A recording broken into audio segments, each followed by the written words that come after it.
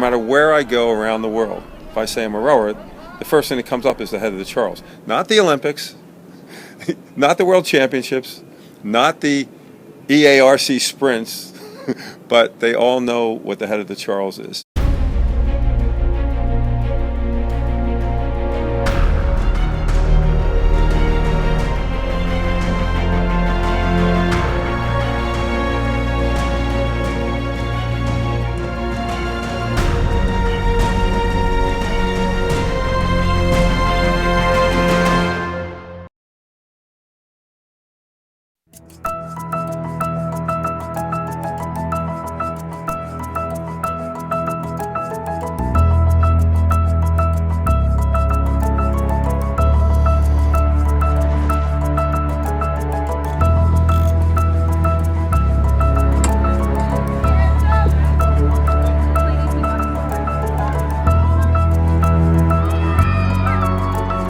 First head of the Charles, fall of '73. My first head of the Charles was in 2003. I think it was my sophomore year. That probably would have been maybe in 81 or 82. 1978. I think it might have been 1979. 1977, and my head coach replaced me with somebody else.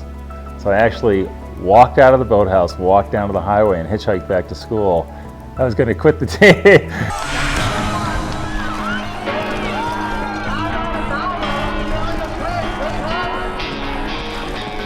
This is the most exciting event on the annual calendar for me in anything. It is a spark. I mean, it's electrifying. I've been going to Head of the Charles since I can't remember. My first Head of the Charles was 2 years ago. I think it was 1974. My first Head of the Charles was 2013. My first head of the Charles race was with St. Joe's in 1978. In the 60s, I think I was here for every one. 1984. No, sorry, it was the fall of 1974. It had to have been in the early 70s. I can't remember the exact year.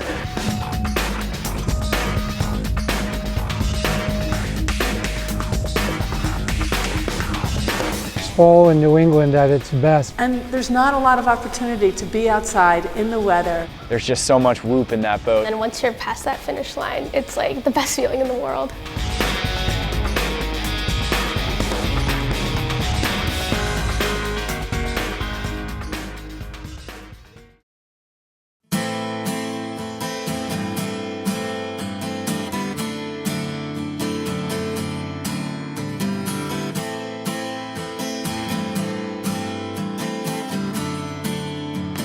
The timing got all screwed up in the first regatta, and we announced all the wrong winners, and it was chaos. In the first regatta, I can remember going into the Cambridge Boat Club because there was a dispute between who won this race I was in.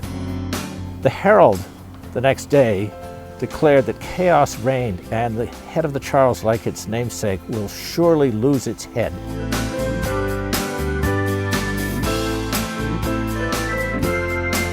You know, fall rowing at that point was, sort of a humdrum thing. You went out and trained. There were no races whatsoever.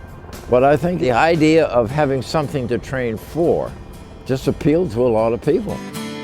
The real story about the early years is just how quickly it grew. I mean, there was clearly a pent-up demand for some regatta, particularly for master scullers, but also it had just started attracting a lot of college programs. There was no buoys on the course other than on one side, so you got to follow the shoreline. And I remember one time I went up on kind of like a sewer thing and I punched a hole in the bottom of my boat. I had to get out of the boat, pick it up off of the sewer, and get back in the boat and get going. And of course I could see water coming into the boat. I didn't know whether I was going to make the finish line or I was going to sink before. Happy I got to the finish line before the boat filled up with water. As it grew from the early 70s into the 80s, it became more of an event. On a good weather day, we'd have phenomenal crowds, every bridge packed, and it turned into, by the mid-80s, probably one of the biggest parties in the Northeast. I think a lot of colleges saw it as an opportunity to just come to the river and party. And the race almost was an afterthought. As you were rowing back to your boathouse, underneath those 7 bridges, people were lowering you either bottles of champagne or bottles of beer. People were walking in with couches, and inside the couches were cases of beer. Students came down and buried kegs on the banks and identified them with flags, so when they showed up the next morning, they could just pop the tap right in the top of the keg. It was just one giant party, and that lasted for a lot of years until the MDC at that point said, enough of this, we can't have as much of this rowdyism that was going on, and they tightened it up, and now it's just a fantastic regatta. The first 25 years, all of us had done this totally as volunteers. Nobody had ever gotten paid a cent, and we had built it into the world's largest rowing event. Starting about the mid-90s, we became the regatta that was on everyone's bucket list.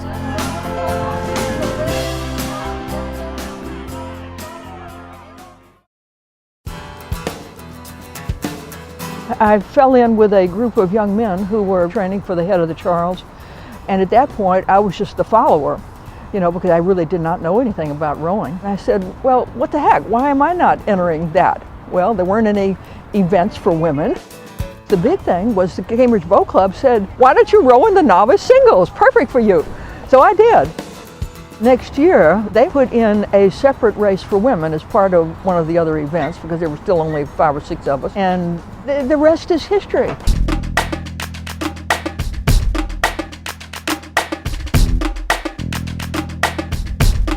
The explosion of women in the sport has been nothing short of phenomenal.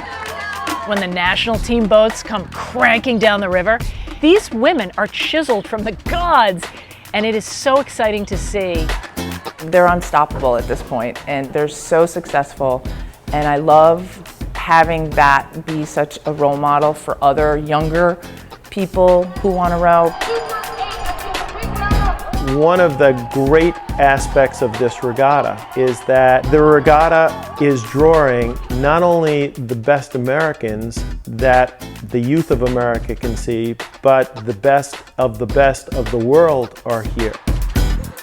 The head of the Charles is legitimate. They look at some of the people that have won medals that go there at the World Championships and Olympics. Some of the younger kids look at them almost like heroes. Our American kids have never seen our women's Olympic gold medal 8 race other than on TV or at this regatta. It just doesn't happen. So for American youngsters to see our women's 8, to see Mahir Drysdale racing here year after year, is really looking at the best of the best, and we hope that the American youth will step up and want to be that Olympian.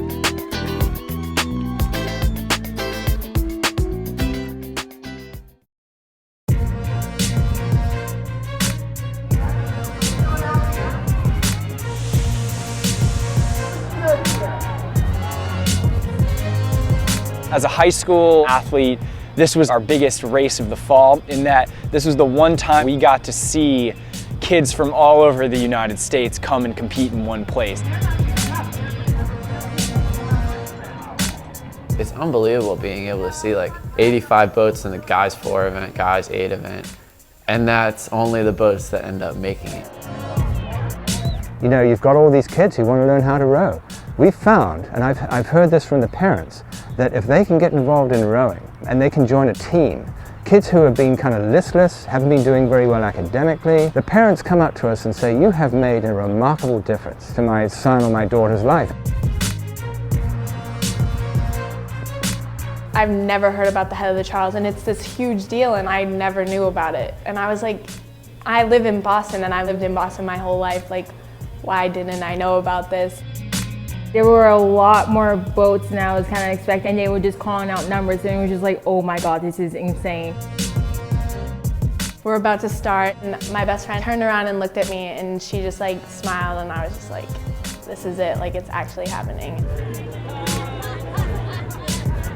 You're going through the bridges, and you can hear the crowd getting louder. It was really exhilarating. After that day, I felt like we were all so close.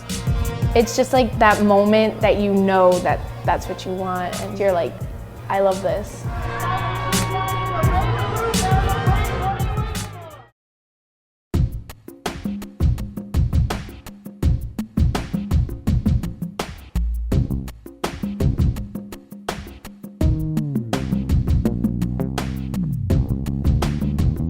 It's a great course to row because there's always another landmark.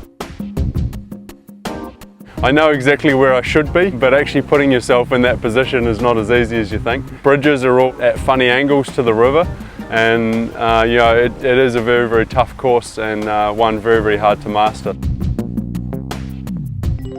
They say the course is 3 miles, but if you steer it right, it's about 2.9 because of all the turns. It's a race you have to row on automatic pilot and steer. That's about what it is.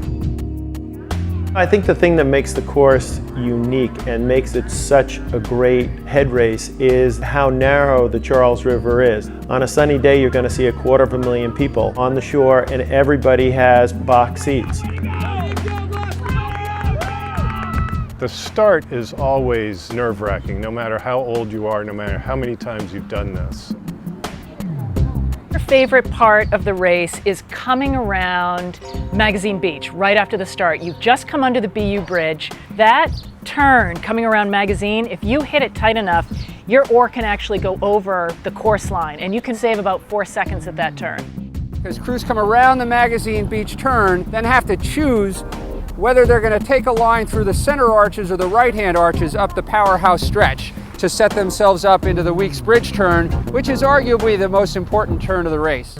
Anything can happen in this race, and you can never go in assuming victory. A woman who was new to sculling couldn't get out of my way, and I caught my oar on her skeg, and I went swimming. A couple of years ago, I flipped in the basin. A fishing boat launched right into me, and I turned over. One year, we had a Chinese visiting crew, and they sank right under the Elliott Bridge. By the time I got to Weeks Bridge, I hit the abutment. I had all my friends, my wife, my family, everyone on Weeks Bridge. They were rooting me as I was coming up the river, and there was no chuck on the upstream side. If you're looking for full contact rowing, this is the place to come. The painful part is for the poor starboards. You're 2.5 miles into the race, you have no energy left, and you're forced to try and pull the boat around to the port side because of the Elliott Street Bridge. It's a deadly, deadly turn. It ain't fair.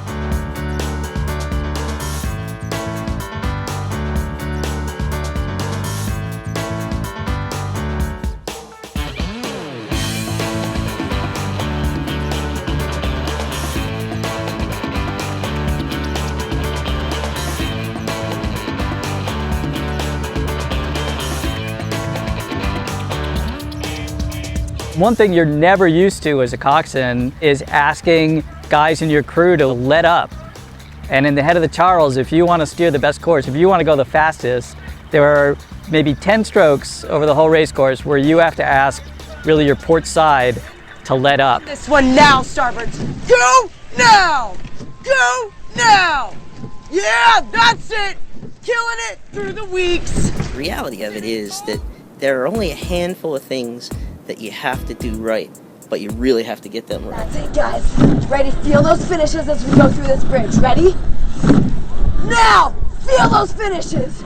Bam! Through! Through! Through! Yeah! Think of those bridges as obstacles, and a perfect course really is trying to get through those obstacles without colliding with anyone else or having any blade-to-blade combat or clashing of oars. And you can see the frustration of the University of Washington coxswains and their contact. As a coxswain, you want to show your competitive side as much as possible, but in the head race, your competitive side can either physically endanger your rowers or break the rules. It's not Ben Hur and chariots, but when you have these twisting turns and bridges and type A personalities racing, you're going to have contact. We try and do training with the coxswains and the athletes and make sure that sportsmanship prevails, but there's going to be an occasion now and then where that's what we have umpires for. Neck and neck through the Elliott Bridge. Yes, UMass has made a little bit of a move. Riverside was already through them, but... So Mike, what do you tell your rowers now going into the race? No accidents under any circumstances. Avoid collision at all costs.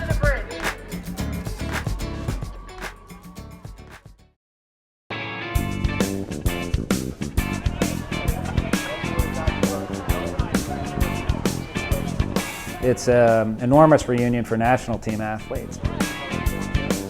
The reunion crews are fabulous. This is America's rowing tailgate. To get back in the boat with a group of people that you sort of came up through the ranks with and were coached by the same people. It's like, this is great. Why don't we do this more often? And the truth is, it's almost impossible to do more often, and that's why it makes it so special. I was lucky enough in the 80s to be part of a couple of really good crews, won the Worlds in '87. And that '87 boat in 1997 decided to have a 10-year reunion row. And we had such a great time that we said, okay, this has to be annual. I have been rowing with my doubles partner, Cindy Mathis. We rowed together in the Olympic Games, and we have rowed together every year since. And it's been a wonderful full circle because we were fast, then we had kids, we weren't so fast, and now we're training back together again, and we're getting faster again.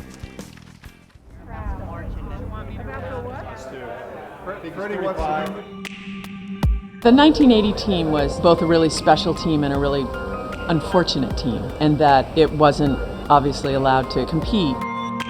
The result, though, has been a really remarkable, very close-knit group of athletes. I made the 1980 Olympic 8, and we raced overseas, and we won Henley and then came home.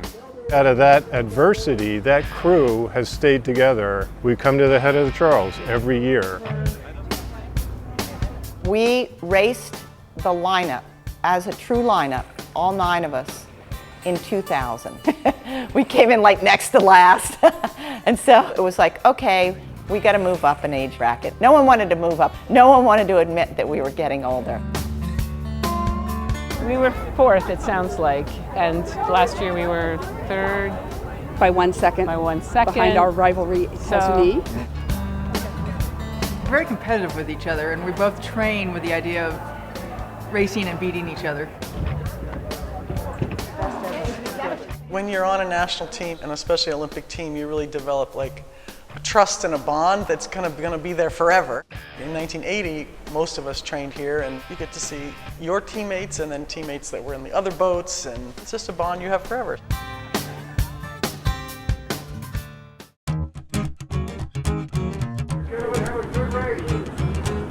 Team Attager derives from Charles Attager, and that goes back decades now in the head of the Charles lore. And that was the time when the regatta grew way faster than the staff. There was always questions coming to the regatta office, so they would say, see Charles Attager.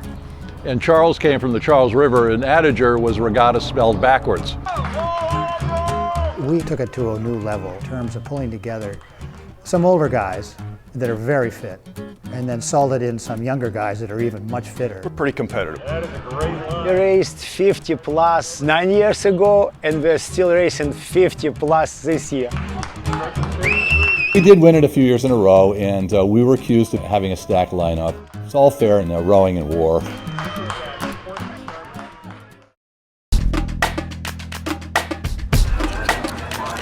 Such a festival of rowing. It's just so huge, and there are just so many people here. And it's like impossible to walk down the river without bumping into people and saying hello. So that's just really fun.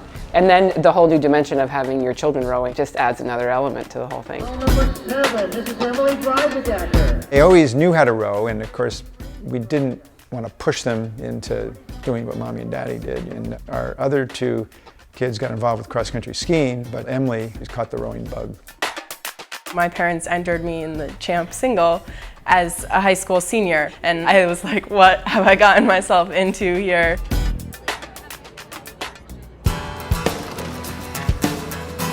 I was probably 5, 6-ish, and we'd play in the tanks at Harvard, at Newell. And I remember on cold head of the Charles just like hiding in the shop and eating whatever my mom had packed for lunch. The kids, when they were young, it was when it was a one-day regatta, and the night before, one of Greg's classmates hosted, and all the kids from all the different rowers' families would get presents. And so they thought it was the beginning of the holiday season.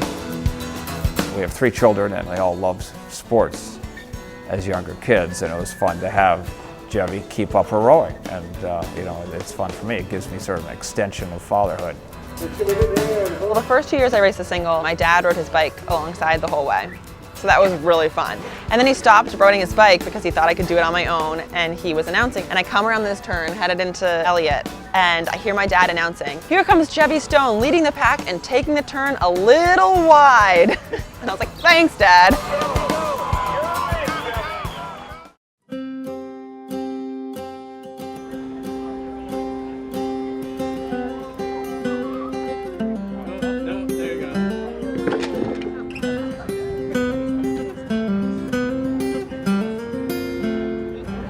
That is none other than the Mansons. I've had a long career and I've been fortunate to win the Head of the Charles a number of times and had a chance to race kind of around the world, but the most memorable race was racing with my son. We were in front of Cambridge Boat Club, I was sagging, and he yelled at me, "Come on, Dad, it's the Head of the Charles, you gotta go." And that got me going again. My dad is still a very good rower.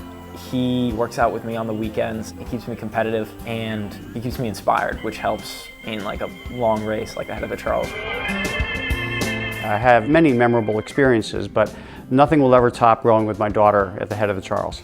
My son Alex and I did it the first year.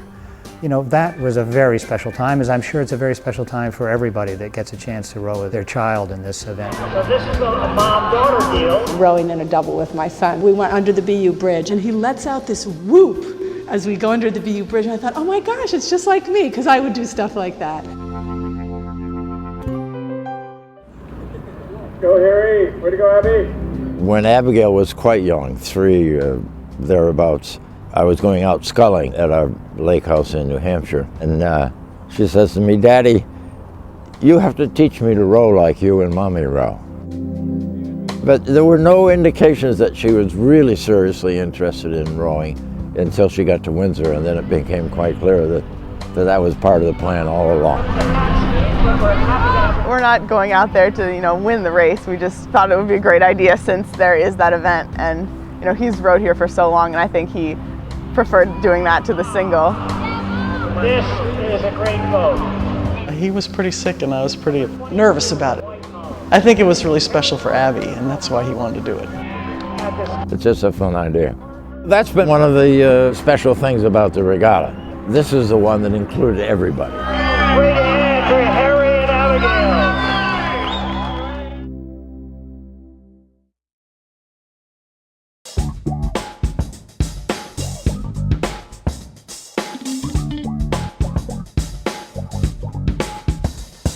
The Head of the Charles is a great regatta. I love Boston and the whole atmosphere really is fantastic. So I started coming in 2005 and I've been as many years as I can from then till now, and it's really good fun. Greatest race in the world of rowing. It's a kind of dream for every rower in rowing. There are some events like Head of the Charles. For me, I think it's the people of Boston lining the banks from start to finish, and everyone's here just for a good time and to watch the rowing. You're getting support no matter where you're from or who you're rowing for, so that's pretty unique and very special, and another reason why we love coming here. Last Christmas Eve, we were just talking about our New Year's resolutions, and Dulgung and I said, we want to participate in Head of the Charles Regatta. This is one of the sort of mecca of rowers, and that people know are actually rowers even in Mongolia. Give the guys from Mongolia a huge hand. Here we go. Since there is no word for rowing, they don't have much idea what rowing exactly is. Maybe in a few years, everybody will know.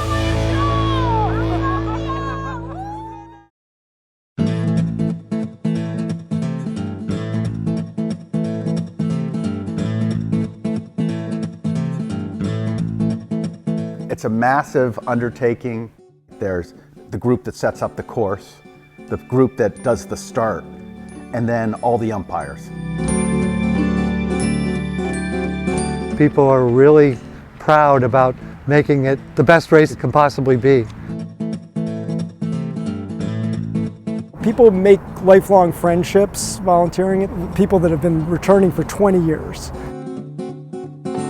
We put on a pretty good show and people enjoy being part of that.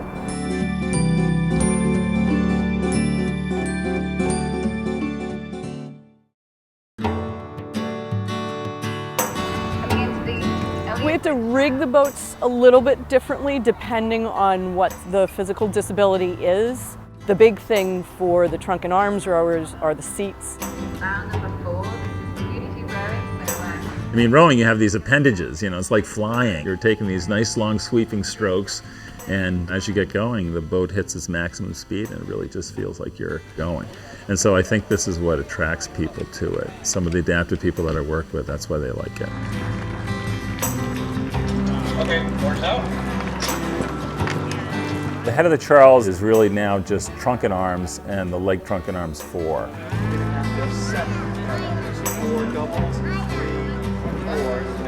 These are racing shells that have a fixed seat for athletes that don't have full use of their legs in the rowing stroke.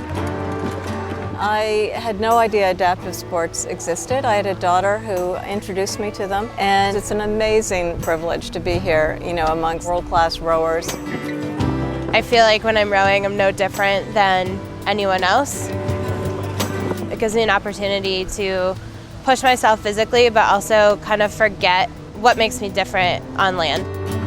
I really like it. I like being able to see my wheelchair on the dock get smaller and smaller and then eventually disappear. Rowing trunk and arm on this course is like running the Boston Marathon hopping on one foot. They are two very tough ladies and they both really want to win. It does offer some hope for some who think that their life may be sidelined. You know, there are opportunities that they have to discard and they don't think there's much left in front of them. Well, there is. You know, I'm 60. You know, I started when I was 57 and I love it.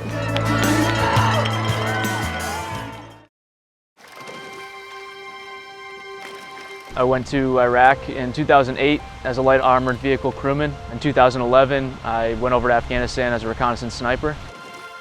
I started erging when I was overseas. That's kind of how I got introduced to the sport. For whatever reason, there was always an erg somewhere in the middle of the desert. And when I came back, I was actually at a VA hospital and I saw an advertisement for community rowing through their military outreach, and I contacted the military coordinator. Racing is fairly stressful in a good way. There's a lot of positive pressure that can come from competition. I got pretty good at it and I felt confident, and I said I want to go out for the head of the Charles. I think it's a good opportunity for me. I found that this is a course that if you're going to succeed, you really need to understand the strategy and the tactics. You know, I basically would go out here 5 days a week and just memorize the stern points, play around with different areas in the water, and try to figure out, you know, what the best line is.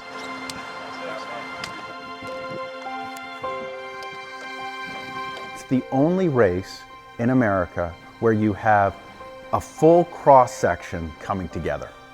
You have youth rowers with veteran rowers. You have Olympic champions with novice rowers. You get this whole blend.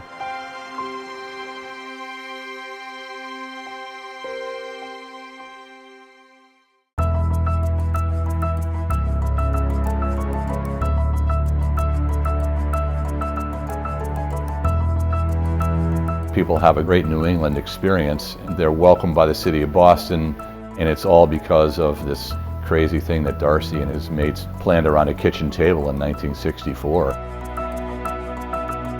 One of the things that was important about the way the regatta started was that we declared that the regatta had to be fun for the people who row in it, fun for the people who work on it, and fun for the people through whose neighborhood it goes. And over the last 50 years, anybody who's come up with a suggestion of changing the regatta, it has to meet those three standards. You can go as a rower to any river in the country or in Europe or wherever and walk up and down the shores until you find the boathouse and you'll be welcomed in. And mention the head of the Charles and you're really welcomed in. You know, why do you spend all this time just to come to Boston for all this craziness to race one race a year? But people do, and they do it, I think, for one, to prove something, two, to reunite with people, three, we probably do it so we feel young again. I was winning this race when I was in my 20s and 30s. Then I haven't won now for quite a while. And I figure through attrition, if I can just outlast a lot of people, when I'm 75 or 80, I might win again. So I'm going to keep going. You talk about the regatta, and year after year after year, you could pick out the voices of your supporters standing at the same spot that they stood every year. And now, for me, a lot of those supporters have passed on, and you kind of still hear their voices out there. It's part of the story of the love affair with rowing, and no other regatta celebrates the sport like this one. The fact that it takes place in October in Boston when the leaves are just starting to turn, it brings a whole romance to the sport, and I think that every rower should experience this race at least once in their lifetime. When we go out there, we still feel the terror, the panic, the pre-race anxiety, the joy, the exhilaration of the race. And I think that will happen until the very end. To have this platform for people of all ages to experience that, nothing better.